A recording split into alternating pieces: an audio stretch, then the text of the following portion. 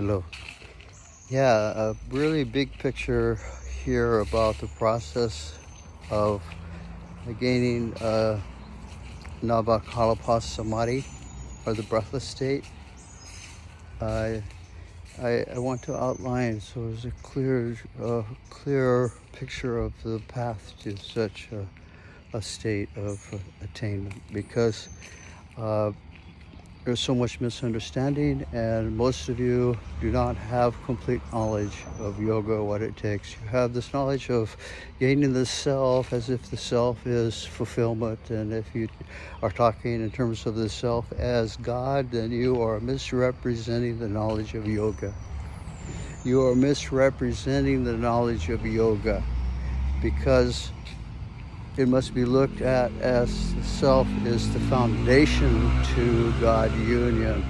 The self represents the cosmic status, gaining self-consciousness, wakeful mind, realizing yourself is separate from the body and activity, and that your mind is awake in sleep. A part of you is awake even in sleep. So if you haven't attained cosmic consciousness, then this awakening, what have you awoken to? Where's your description of your experience of this positive and actual?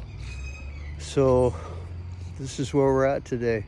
So much misunderstanding about just the path to unity consciousness. Why should, if the goal is cosmic status or gaining the self, then you are misled from the start. You are a misled person from the start.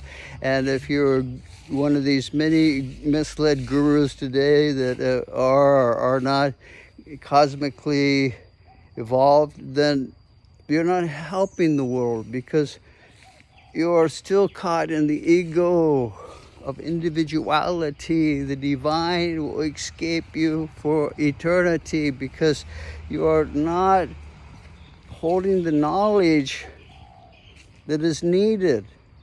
Cosmic consciousness must be gained through transcendence, and then one must open the crown chakra, and then one must have the blessing of the gurus and the divine to be initiated into the breathless state of Navakalapa Samadhi. And then one goes through this huge process of really the individual dying to the divine, the individual dying to the divine. All this talk by all these people trying to play gurus today, it's just childish. It's just childish.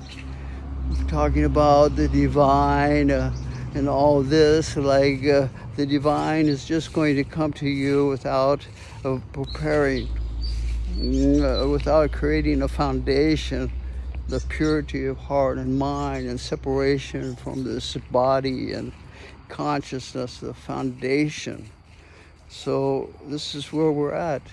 We're out here in the jungle of the world with this knowledge, bringing this knowledge of karma yoga and the real truth of how to look at the idea of self versus the idea of God. You know, self is the son of God. Self represents the foundation, cosmic status. Let's get this right, my friends.